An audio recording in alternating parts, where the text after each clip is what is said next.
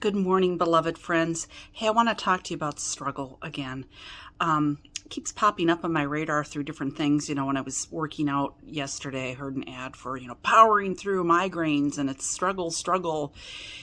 And I am finding that the real key to moving through difficulties and struggle, but it's surrender instead. Not that there isn't a time that you struggle and you do get stronger with it. I'm not saying either or. But what I'm saying is sometimes we are struggling, and what's really the struggle is the struggle. Not trying to be cute here. So you go through an event, okay, and it's hard, and then we begin to go into story about how hard it is and this isn't fair, and we start comparing ourselves to other people, and we start catastrophizing, we start kicking ourselves with, we call it struggle. And that's not helpful because there's only a few things that we can control, and we don't do it very well ourselves. I can control myself. That's it. I can't control my coworkers, my soon-to-be husband. I can't control the weather. Looking like we're going to get some rain today. So by letting go of things, I'm finding that there is peace. When they say peace of mind, it's like, yeah, that's like an oxymoron. Because when we're struggling, we're just perpetuating this energy. Maybe you've heard the saying, what you resist persists. I'm finding that to be true.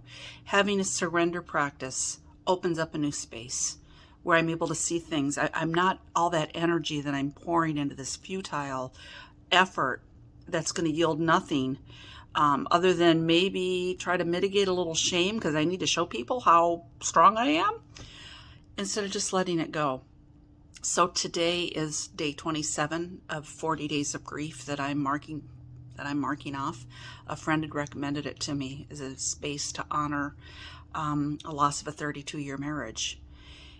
And, a lot of people are uncomfortable with that. I've had more than one person tell me, hey, don't cry. Hey, we miss you. You're happy. We really like you when you're happy. You know what? Grief is part of a surrender practice itself. By allowing the emotions to process, because I guarantee you, if you do not process those uncomfortable emotions, they're going to show up as a migraine or a backache or something. So with my 40 days of grief, in my mind, I'm like, it's 40 days of surrender for me. Surrender to feel the sadness, surrender to let go of the expectations that I had, surrender and being able to hold a place of sadness for the loss, because there is a tremendous loss on many different levels and it impacts in many different ways. So I want to encourage you today, whatever you're struggling with, ask yourself, can you really change it? Is there really a struggle that you can effectively engage to change it? My guess is probably not, especially if you're talking about a relationship. All you can do is work on yourself. And it also comes down to accepting yourself and being compassionate with yourself instead of struggling. Yeah. So I want to share with you something that a friend shared with me. It's from a book entitled Clarity and Connection. And it says, when she started letting go, her vision became clearer, the present felt more manageable, and the future began to look open and full of bright possibilities.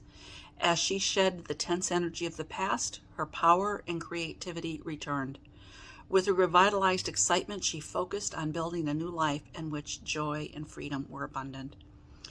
If we're engaged in struggle all the time, we are not going to find joy and freedom. So I encourage you today, with whatever you're struggling with right now, full stop. See if a surrender practice is really what you need instead of more struggle. Make it a great day, guys.